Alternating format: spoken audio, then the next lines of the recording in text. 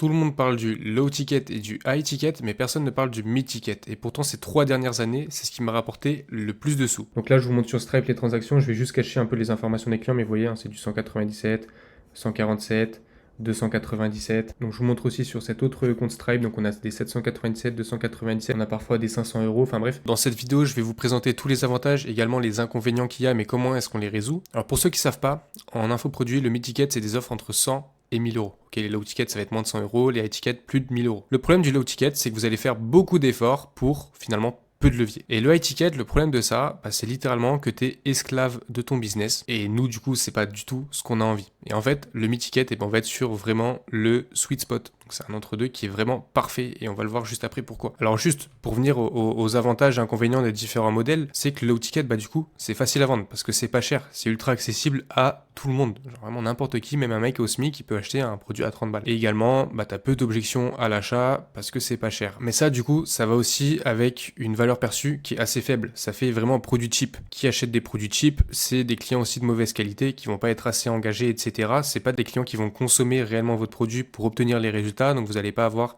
de retour de clients. Vous pouvez pas dire que vous avez une bonne satisfaction client non plus. La LTV également, elle est éclatée parce que les gens qui achètent un produit à 20, 30, 50 ou 60 euros, c'est pas les mêmes qui vont acheter des produits par exemple à 2, 3 000 euros comme on peut vous faire croire parfois sur internet. Les revenus, ils sont ridiculement bas si vous faites pas de volume et justement vous faire énormément de volume pour que ça devienne en fait intéressant. Et un autre point, c'est qu'on est sur de l'achat uniquement émotionnel. On n'est pas sur un achat du tout rationnel avec ça. Et donc c'est aussi à cause de ça qu'on a une mauvaise qualité de client. C'est des gens qui réfléchissent pas quand ils achètent. C'est full FOMO. Ensuite, je veux passer directement moi au high ticket avant le mid ticket, le meilleur pour la fin. Alors il y a un truc qui est indéniable, c'est qu'on a moins de clients pour plus de chiffre d'affaires. Et ça, c'est vraiment quelque chose qui est génial.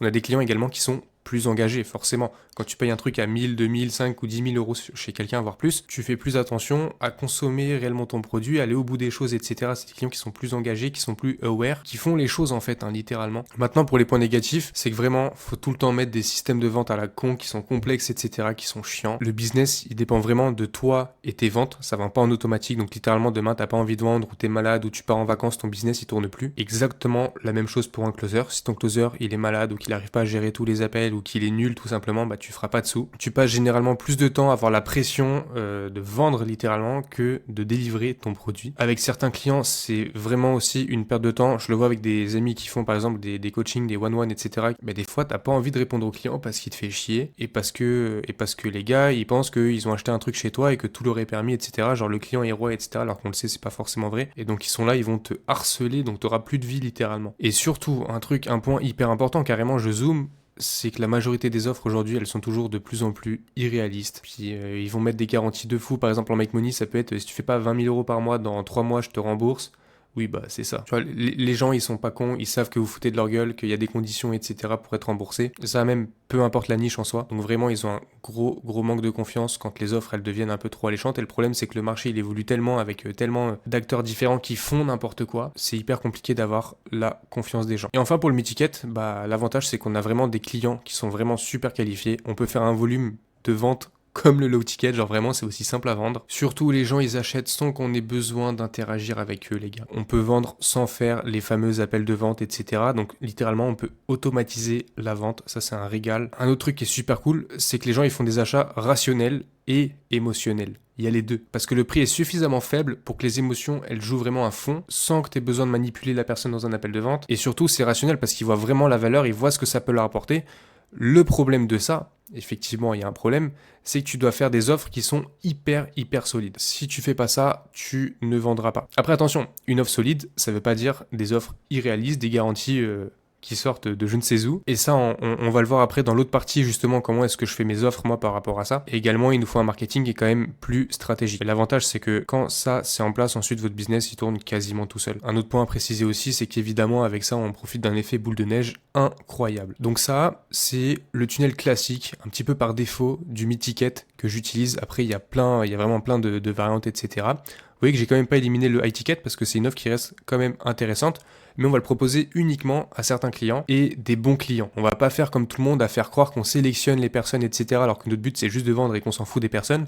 Là, on va sélectionner, c'est ce qui nous permet, on peut se permettre littéralement de sélectionner vraiment les clients. Quand on fait du mid-ticket, on n'est pas en demande d'argent, on a l'argent. Quand on fait du high ticket, c'est vraiment pour prendre un billet, certes, mais pour passer du bon temps à accompagner un client. Et je vais vous le dire, moi, les clients que j'ai en high-ticket aujourd'hui, ils sont tous devenus potes avec moi. Pourquoi? Parce que je sélectionne de fou, je prends des gens qui me ressemblent, des gens avec qui je vais pouvoir rigoler et qu'on va devenir potes tout simplement. Comment ça se passe ce tunnel? C'est comme n'importe quel business en soi. C'est 1, acquisition, 2, conversion, 3, délivrabilité. Au niveau de l'acquisition, c'est simple, moi personnellement je le fais toujours en organique. C'est possible de le faire en faceless, c'est plus compliqué, mais moi les premiers revenus que j'avais c'était en faceless. Je connais des gens qui ont fait des centaines de milliers d'euros avec ça également, donc vraiment ça le fait au calme. Moi je vais utiliser beaucoup TikTok en vrai, Instagram et YouTube, j'utilise ça de plus en plus. Des plateformes qui sont plus compliquées, plus long terme, mais justement c'est des plateformes qui sont trop intéressantes pour ça. Après sur TikTok l'avantage c'est que tu peux faire beaucoup de ventes très rapidement. C'est pas comme Insta, YouTube qui sont un petit peu plus longs à mettre en place. Mais vraiment le trio gagnant c'est quand tu cumules tout ça, c'est un truc de fou. Tu les fais passer d'une plateforme à l'autre, etc. Tu nurture en fait vraiment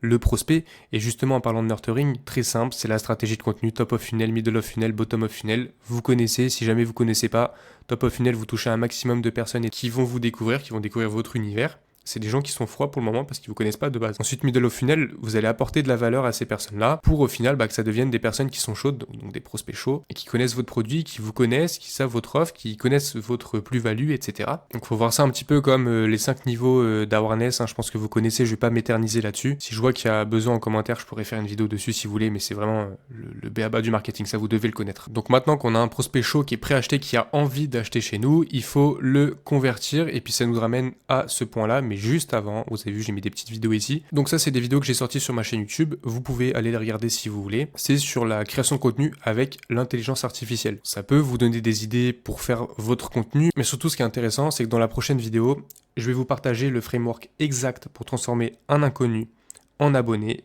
puis en client, et ça en seulement une semaine. C'est pour ça qu'il faut vous abonner à la chaîne et puis mettez un like parce que ça va arriver. Et c'est vraiment moi ce que j'utilise au quotidien et qui me fait vendre tous les jours littéralement. Ok, donc maintenant on arrive sur la conversion. Alors pour passer de l'acquisition du contenu à un tunnel de vente, en vrai il y a plein de manières différentes. Ça peut être un lien en bio, ça peut être du DM, des automatisations, etc. Des questionnaires, on s'en fout. Pareil, je ferai une vidéo sur ça, donc abonnez-vous, mais là c'est pas le sujet. Nos lead shows, on les ramène vers un funnel de vente. Perso, j'ai souvent autour de 10% de taux de conversion, donc c'est énorme. Si vous avez envie d'une vidéo sur les tunnels de vente que j'utilise pour avoir justement des beaux taux de conversion, etc., les techniques un petit peu que je mets dessus, les structures, tout ce qu'il faut, mettez-le moi en commentaire, dites-moi que vous voulez la vidéo sur les funnels. Bref, c'est hyper simple sur ce funnel, déjà on met notre offre, entre 100 et 1000 euros. Notre offre, on le voit vite fait dans la délivrabilité, je vais revenir dessus juste après, mais globalement, moi ce que j'aime bien faire sur ce type d'offre mid-ticket, c'est mettre une formation vidéo, un groupe, et des ressources. On va se retrouver avec une espèce d'offre hybride entre plein de trucs et ça fonctionne hyper bien. Et c'est ça du coup que je fais depuis que j'ai commencé ce business et ça fonctionne très bien, j'ai jamais arrêté. Donc ce qui est hyper intéressant avec ce type de tunnel, c'est qu'on a évidemment de la vente en autonomie parce que c'est notre contenu qui chauffe le prospect tout seul et le prospect il arrive tout seul sur le tunnel de vente et le tunnel de vente il vend tout seul pour nous.